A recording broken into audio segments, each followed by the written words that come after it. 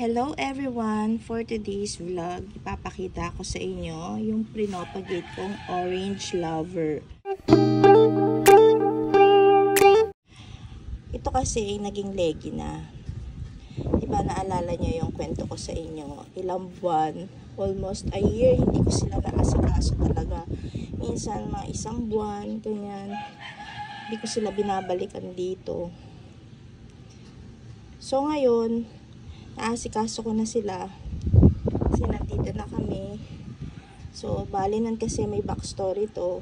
Nilipat ko sila dito from apartment, tapos hindi pa kami nakalipat dito sa bahay, kaya talaga napabayaan sila guys.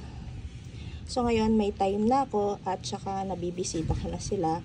So ito nga yung leggy ko na orange lover. Ang ginawa ko is ayan, prinopa ko, at dun sa aking mother plant na orange lover nakaproduce ako ng isa, dalawa, tapos ito yung mga sa leaf propa, ayan, at saka ang apat. Teka, i-focus ko, ayan, apat na pots yan. Ito galing ng leaves, ayan o, meron lahat yan. Yung karamihan dyan guys may mga ugat na. Tapos ito naman, ayan, cut and tusok. Tapos yung ibang mga leaf propa nilagay ko na rin dyan. Tapos ito puro leaf propa din. Ayan o, crested pa to guys. Siguro pag lumaki to, talagang pwede na siya magsolo, tatanggalin ko siya dyan kasi ang ganda niya. So ayan yung mga leaf propa na yan. Tapos ayan pa, ito nga o, meron din. So, si orange lover pala is madali. Madali siyang magkaroon ng pops through leaves. Ayan. Madali siyang ipropa guys. Tapos, ito ang dami ko pang nakuhang mga dahon. So, nilagay ko lang siya sa, ayan, isang lalagyan. Ayan. Sandali i-focus, ayan. Ang weather namin ngayon guys is ano, maulap. Sobrang ulap kahit saan ka tumingin. Oh, ayan. Tignan nyo naman ang bundok. Makulimlim. Tapos, nagpropa din ako nitong Chloe. Ayan, isa din sa mabait to guys, si Chloe.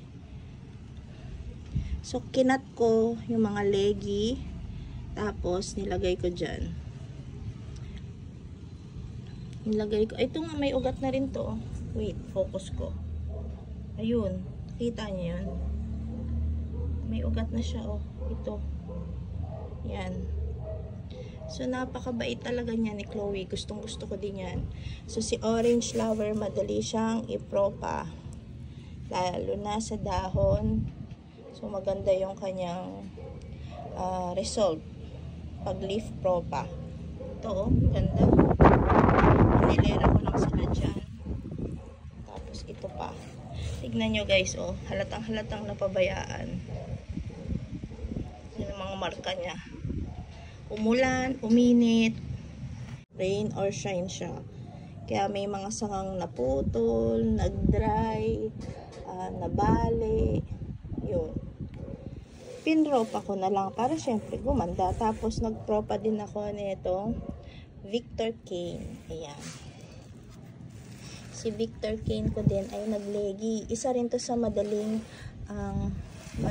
magpropa through dahon. Ayan o, leaf propa yan o. Tapos meron pang maliliit doon. Ayan guys o. Leaf propa. Tapos meron din ako sinuksok doon. Ayan. Ayan o, 2 pot ito ng Victor Kane. So, yan ngayon ang agenda ko ngayon guys. Ngayon 2025 is balik alindog program ng aking mga succulent. Yung mga matitibay na natira ko dito. Victor Kane. Minsan nakakalito sila eh. Si Victor Kane, si Ghosty, si Ghost Plant, at saka si, ano pa yung isa? Si letter K din yun ah. Isa pa eh. Ano ba yan? Basta, nakalimutan ko na guys. Ayan. Magkakamukha kasi sila si Victor Kane, si Ghosty. Ayan, basta doon ako nalilito sa dalawang yan. Meron pang Purple Haze.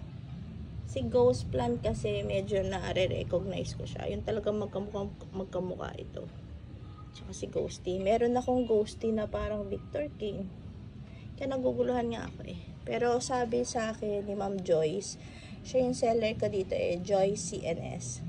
Victor Kane ito. So, nag-stick ako ng Victor Kane at nakatupats ako. So, meron akong 1, 2, 3, 4, 5, 6, 7. So, 7 yan na hinihintay kong lumago. Nakakatuwa.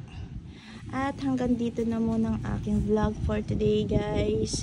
Thank you for watching. Sana nag-enjoy kayo sa kwentong succulent, tungkol sa mga succulent, chikahan natin.